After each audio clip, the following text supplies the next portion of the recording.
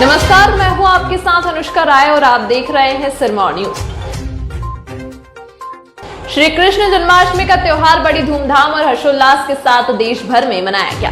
भगवान श्री कृष्ण की विधि विधान के साथ पूजा अर्चना की गई। इस दौरान भक्तों ने उपवास रख परिवार में सुख समृद्धि की कामना की। देर रात तक मंदिरों में श्री कृष्ण का जन्मोत्सव मनाया गया। देश भर में घंटे घड़ियाल से मंदिर परिसर गूंज उठे। मंदिरों में विभिन्न प्रकार के कार्यक्रम आयोजित किए गए। इस दौरान श्री कृष्ण जन्माष्टमी को लेकर लोगों में काफी उत्साह दिखा। श्री कृष्ण जन्माष्टमी को लेकर देश भर की तस्वीरें आप सभी ने देखी और आनंद भी उठाया। लेकिन सिरमौर न्यूज आपको दिखाएगा कि हिमाचल के सैकड़ों वर्ष प्राचीन एक मंदिर में किस तरीके से यह पर्व अनोखे अंदाज में मनाया जाता है। भगवान श्री कृष्ण का जन्म द्वापर युग में भाद्रपद माह के कृष्ण पक्ष की अष्टमी तिथि को हर्षण योग और रोहिणी नक्षत्र में हुआ था। इस दिन को श्री कृष्ण जन्माष्टमी या श्री कृष्ण जयंती के रूप में मनाते हैं। ऐसे में पूरे देश में बाल गोपाल भगवान श्री कृष्ण की आराधना की जाती है और व्रत रखते हुए लोग मंदिरों तथा घरों में भजन व कीर्तन करते हैं। मथुरा में श्री कृष्ण जन्माष्टमी की धूम तो पूरे विश्व का ध्यान अपनी ओर आकर्षित करती है, लेकिन हिमाचल प्रदेश के जिला सिरमौर में राजगढ़ के भुईरा गांव में श्री कृष्ण जन्माष्टमी त्योहार जिस तरीके से मनाया जाता है, इसके बारे में जानकर आप भी यहाँ के ठाकुर द्वारा के दर्शन करने को उत्सुक हो जाएंगे।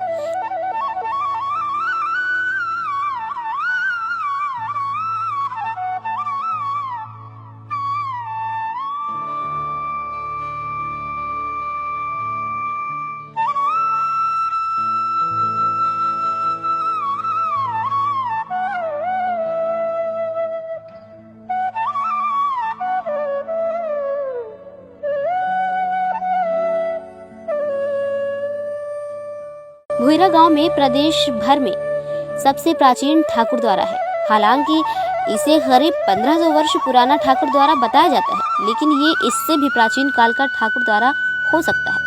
सैकड़ों वर्षों से ये मंदिर बिना नुकसान के उसी स्थिति में है जैसा पहले था। पूरा मंदिर पत्थर और लकड़ी से बना हुआ है। इसकी लिपाई पुताई आज भी गोबर और मिट्टी से की जाती है। मंदिर की छत जिन लकड़ी के स्तंभों पर टिकी हुई है, वो भी उसी समय के हैं जब इस मंदिर का निर्माण किया गया होगा।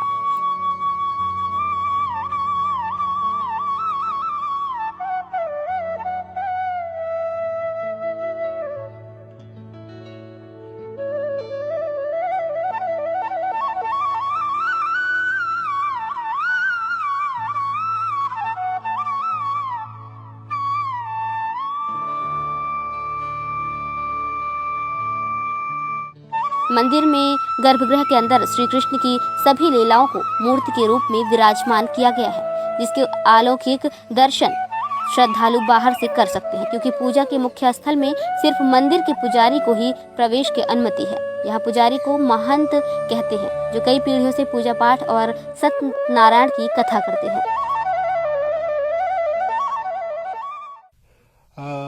जो ये हमारा मंदिर है, ये इसकी जो बीरथ बोलते हैं हमारे मानता, जो यहाँ 2 तहसीलों में है। वैसे छोटे छोटे मंदिर है, जो इसकी शाखाएं हैं, वो इसकी आगे शाखा है, वो कई जगह मंदिर स्थापित किए हुए हैं। पर यह प्राचीन मंदिर ऐसा मंदिर है कि इसके मुकाबले का हमारे 2 तहसील में, रेणुका तहसील में और पछाड़ तहसील में कहीं भी कोई ऐसा प्राचीन मंदिर नहीं है। बाकी रही यहाँ पुजारी की बात, कि हम लोग, हमारा जो इस वक्त में इस मंदिर का पुजारी हूँ, महंत हूँ, मुझे भी एक माना इस वक्त भगवान का सेवा करने का मौका दिया गया भगवान ने, और मैं भी इस वक्त 12वां 13वां पुजारी इस मंदिर का बन चुका हूँ। बाकी इसकी शैली के बारे में है, शैली इसकी प्राचीन शैली है। इस शैली को ना तो हम इसको छेड़ते हैं, ना इसको हम डिस्टर्ब करते हैं। यह शैली पुरातत्व विभाग की बहुत पुरानी शैली है। इसमें कोई भी एक बार हम छेड़खानी नहीं कर सकते। हम थोड़ी मरम्मत करते हैं, रिपेयर करते हैं, लीप लपाई करते हैं, और इसमें जितना भी है वो सारा जो जितना भी साजो सामान है, लकड़ी की, काष्ठ की है, मूर्तियां हैं, ये प्रतिष्ठित मूर्तियां हैं, इसमें हम कोई भी इसमें छेड़खानी नहीं करते। जो हमारे अंदर भगवान जी की प्रतिमा, विष्णु भगवान की प्रतिमा है, इसमें सिर्फ इस जो अंदर एक अलग इसकी पूजा स्थल है, इसमें सिर्फ पुजारी जाएगा, पुजारी इसकी पूजा करता है। बाकी जो दर्शकगण है या भगत लोग हैं वो थोड़े बाहर बैठते हैं। और ये बहुत प्राचीन है। बाहर एक हमने और एक स्थापित मूर्ति की हुई है जिसको हमने राजस्थान से लाया है। यह भी राधा कृष्ण की मूर्ति है, इसको भी स्थापित कर रखा लोगों के दर्शन के लिए। हालांकि किसी श्रद्धालु ने राधा कृष्ण की मूर्ति भी यहाँ भेंट की है, जिसे कुछ वर्ष पहले मंदिर में स्थापित किया गया था। श्री कृष्ण जन्माष्टमी से कुछ दिन पहले मंदिर की लिपाई पुताई का कार्य किया जाता है, जिसे पारंपरिक तरीके से ही किया जाता है। महंत द्वारा श्री कृष्ण के लिए झूला सजाया जाता है और रात को ठाकुर जी को उस झूले में झुलाया जाता है, जिसमें गांव सहित आसपास के लोग शिरकत करते हैं। पूरा मंदिर परिसर घंटी, घड़ियालों और श्री कृष्ण के जयकारों से गूंज उठता है। श्री कृष्ण के जन्म उत्सव मनाने से पूर्व वर्षों से चल रही परंपरा के अनुसार रात को भजन कीर्तन चलता रहता है।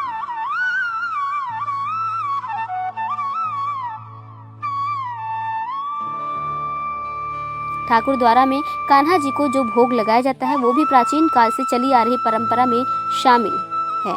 यहाँ अखरोट, धनिया, गुड़ और घी के मिश्रण का भोग लगाया जाता है, जिसके बाद में श्रद्धालुओं को प्रसाद के रूप में वितरित किया जाता है। दिन को ही प्रसाद की तैयारी की जाती है। अखरोट को पारंपरिक तरीके से कूटा जाता है, इसी तरह धनिया भी कूट कर इसमें मिलाया जाता है और बाद में भी घी और गुड़ में इसे मिलाकर भोग तैयार किया जाता है। पहले भोग कान्हा जी को लगाया जाता है, उसके बाद इसे वितरित किया जाता है। ये भगवान के लिए भोग लगता है, इसको हम प्रसाद बोलते हैं। और जो प्रसाद जो बनता है अखरोट तोड़ के और इसमें फिर धनिया भुना जाता है, फिर धनिया पीसा जाता है, फिर देसी घी डाल के और फिर उसमें गुड़ मिला के फिर इसको मिक्स किया जाता है। मिक्स करके फिर भगवान को भोग लगता है। भोग लगने के बाद फिर लोगों को वितरित किया जाता है।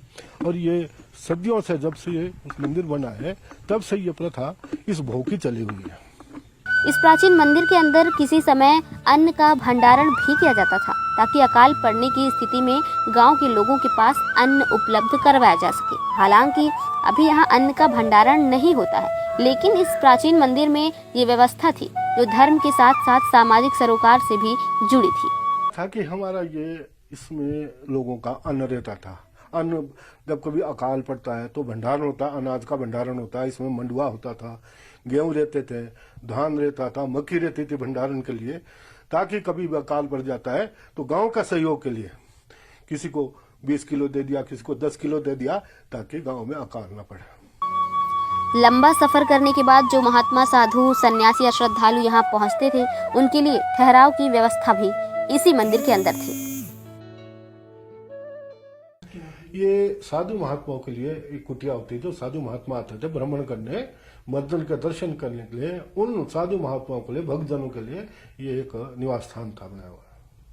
लिपाई ताई तो हम खुद ही करते हैं, गांव के लोग, गांव के सहयोग। कौन सा मटेरियल यूज इसमें है जो हमारी एक मिट्टी होती है, हमारे काकरू बोलते हैं, वो व्हाइट रंग का होता है। और बाकी काकरू से लिपाई होती है और लाल मिट्टी होती है, उससे भी हम लिपाई करते हैं। बाकी गोबर से इसकी लिपाई की जाती है। मंदिर के निचले हिस्से में गौशाला भी है, जिसमें मंदिर को दान किए जाने वाले गोवंश को इसमें रखा जाता था और उनकी सेवा की जाती थी। ये ठाकुर द्वारा किसी समय में पवित्र धार्मिक स्थल के रूप में बड़ा मंदिर था और आज भी इसकी पवित्रता को बरकरार रखा गया है। क्षेत्र के लोग गाय के पहले दूध और घी को आज भी पहले मंदिर में चढ़ाते हैं, उसके बाद ही उसका इस्तेमाल करते हैं। मंदिर से कुछ ही दूरी पर समाधि स्थल है, जहां पर मंदिर के महंत बाबा काशीराम ने जिंदा समाधि ली थी। आज भी उनकी समाधि के पास उनका कड़ा रखा गया है, जिसे समाधि लेने से पहले उन्होंने निशानी के रूप में रखा। कई अन्य महंतों की भी यहाँ समाधियाँ बनी हुई है, लेकिन अब जिंदा समाधि की जगह अंतिम संस्कार करने के बाद मंदिर के महंत की समाधि यहाँ बनाई जाती है। करीब 15 समाधियाँ यहाँ पर हैं, जिससे मंदिर के 1500 वर्षों तक के प्राचीन इतिहास का एक साक्ष्य भी मिलता है। हालांकि मंदिर इससे भी प्राचीन हो सकता है, जिसका साक्ष्य मंदिर की नींव में लगाए गए पत्थरों से भी मिलता है, जो कई 100 वर्षों से पानी के कटाव से अपने प्राचीन धार्मिक स्थल होने की गवाही दे रहा है। वर्ष यहाँ भंडारे का भी आयोजन किया जाता है, जिसमें गांव के अलावा आसपास के क्षेत्रों के लोग प्रसाद ग्रहण करते हैं। दिन भर भंडारा चलता रहता है, जिसमें गांव के युवाओं का विशेष योगदान रहता है। राजगढ़ से दीपक शर्मा के साथ ब्यूरो रिपोर्ट।